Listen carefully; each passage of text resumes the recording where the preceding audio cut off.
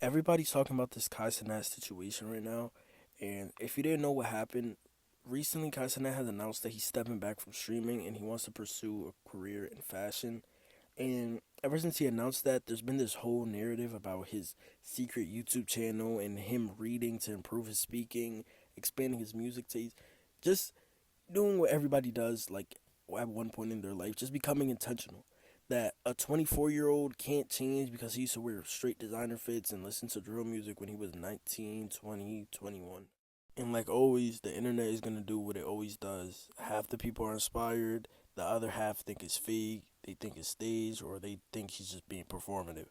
But I think everyone's having the wrong conversation about this whole situation. And that's because this video isn't necessarily about Kai Cenat or him quitting streaming. It's really about what happens after you already won. You see, we love talking about the grind, we love talking about the come up, but nobody talks about the moment where you accomplish every single thing you set out to do and you still feel restless. And that's because there's not too many people that can say they did that. I mean, from a streaming perspective, he's done it all. He's hit peak viewership. He's become the face of the platform. He's crossed over to mainstream culture. He's made more money than streamers could ever imagine. He's hit 1 million subs. There's nothing left for him in streaming. That's where I think this pivot stems from for Kai Cenat, because I don't think streaming got harder for him. I don't think it got tiring. I think it just simply got emptier. And that's a different type of discomfort. A type of discomfort that me and you, most people in this world, probably never feel. Like, he was at the top. When you're at the top of a specific genre, like that big, the struggle isn't about survival anymore. It's about staying stagnant and repetition. It's realizing that the thing that you once built up isn't moving you anymore. And leaving that does I don't think that makes Kai Cenat weak. I think it takes courage and it makes you honest. But I think where this gets uncomfortable and where most people just stop thinking critically is the fact that just because you won doesn't mean every pivot is just automatically noble. And that's another discomfort people don't talk about. The discomfort of having to start all over after you've already been exceptional. There wasn't a new mountain left to climb in the content creation space. Everything he would have done would have just been higher numbers on the same scoreboard, essentially just running up the score. When you dominate one field, you get used to being good, being respected, being validated, etc. But pivoting means trading all of that for being bad again, being invincible again, being uncertain again. And I think that's exactly where the line between growth and escape starts to blur. And this is what makes influencer pivots so tricky, in my opinion. Not because they're fake, but more so because they're protected. When you pivot with a massive platform, you don't fully experience the consequences of being new. You go into a new subject, you go into a new genre, sure, but you're already insulated from obscurity. You get applauses for effort. Oh my God, Kai Cenat, you're sewing. Oh my God, you're trying something new. Like, you don't get applause for results. There's a kid in Harlem right now making clothes that are way harder than anything Kai Cenat has drew up so far. There's a kid in Philly that's a better boxer than Jake Paul. But those kids trying to make it out of Harlem, out of Philly, out of St. Louis, they don't have that cushion to fall back on like Kai Cenat, like Jake Paul, like Logan Paul. That doesn't validate the pivot, but I think it tests its sincerity. Because if Jake Paul goes broke, if Kai Cenat goes broke, and they don't have nothing to their name, would they still, would could Jake Paul still be boxing?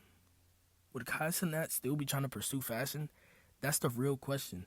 Would you still choose this path if there was nobody watching, if there was nobody cheering for you, no commenting, no farming it as a, oh, it's a new era. Oh my God, I quit. I need no. You're broke and you need to get your family out of the situation. Are you still going to be pursuing fashion? Are you still going to be boxing? That's the real question. This is why I think self improvement and the whole self improvement angle really matters. The reading, the learning, the documenting growth. Sure, that stuff might look pure and parts of it probably are. It also just looks very strategic. It looks like a way to control the narrative, a way to shift the perception from being an entertainer, a jester, to a serious creative. And that doesn't mean it's fake. It just means intention alone isn't enough. Because people in the fashion world, they don't care how much you've grown internally. They don't care that you're listening to Blonde by Frank Ocean properly for the first time. They care about execution. They care about your taste. They care about consistency and how much you respect the craft. And this is where I think most pivots fail. And it's not because the person wasn't intentional with it, they didn't mean it, or they just, gave up.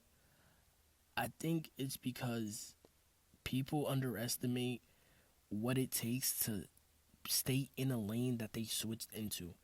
Because once the excitement wears off and you come to terms with the fact that that's now you and that's what you chose, I think it's completely different than when you're going into something blindfolded and you're just expecting the best and you're just romanticizing it and only seeing the highs, but you're not seeing the lows that also come with that lane switch.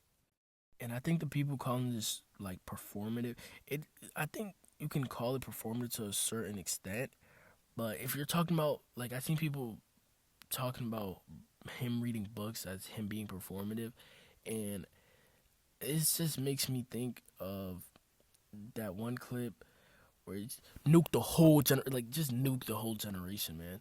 Jello, aka Leangelo Ball. Listen, if it were up to me, You know who that is, though, right? Leangelo Ball? Yeah. The basketball player? Yes. Yeah. He's rapping? Yeah, he's rapping now. Nuke the whole generation. If it were up to me, I would drop an atomic bomb on the whole generation. People on TikTok and on social media are talking about him for trying to read books. That's the completely wrong thing to be judging. And I'm not saying I'm judging him. I'm just giving my opinion on it. But I think a lot of that reaction is more so about projecting than authenticity, if you know what I mean. I think people see someone with options actually using those options, and it forces them to make an uncomfortable comparison with their own life. I think it's way easier to call what he's doing or just call it fake, unauthentic, than to ask, why am I still stuck working at Walmart? Why am I still working at Burger King? Why am I still sweeping up the hair at my uncle's barbershop? But here's the part that applies to every single person watching this video. Not just Kai Cenat, not just Jake Paul, everybody watching this video. I think where we messed up at is pivoting into a moral virtue, as if switching paths automatically means you're evolving. That's not true at all. Sometimes pivoting really is growth, but sometimes it is also avoidance dressed up as self-discovery. Sometimes it is discipline, choosing to stay in boredom for long enough to let actual depth form. And sometimes it's also fear. The fear to move because you're terrified of starting over and falling on top of that. Like, you know how many times I've heard about people scared to do anything because they don't want to fail? You really can't fail if you never start. Failing is a privilege. If you fail something, you learn from it. That's not something that's like a setback. And I think, as corny as it may sound, when people say take an L, and the L is like, a L is really a lesson. Like, just, I think when people fail and they get discouraged, I think that's one of the worst things you can do. I think the best thing you could do from failing is take a step back and really look, why did I fail? If nobody's gonna judge you because you failed. At least you're trying. And if anybody is judging you, they're a loser. The outside looking in, those things look damn near identical.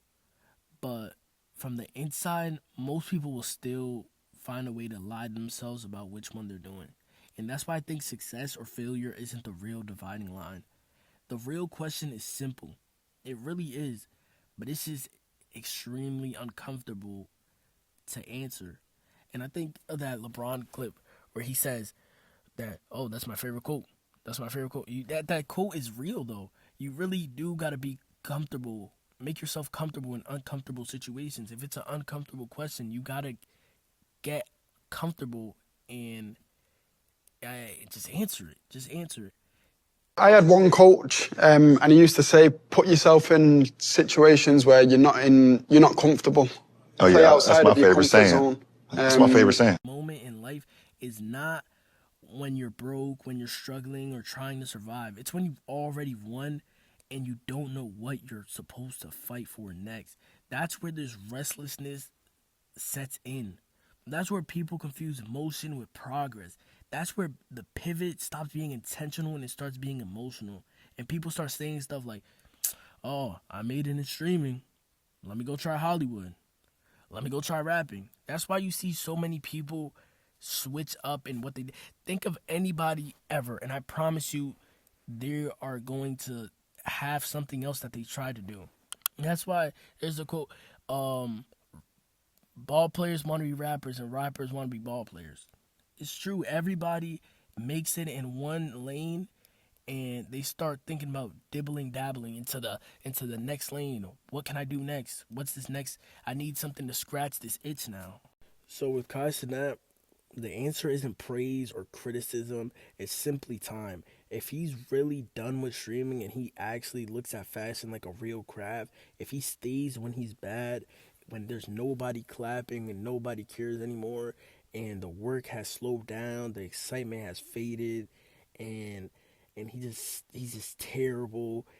He's going through a drought, and he doesn't spark a stream. He just keeps his head down and just keeps getting better.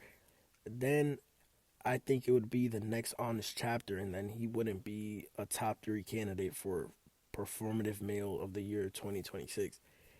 And if he doesn't, and then it's just not growth, and it was just a cash grab. Like, he just did it because there was no mountains in content creation left for him to overcome.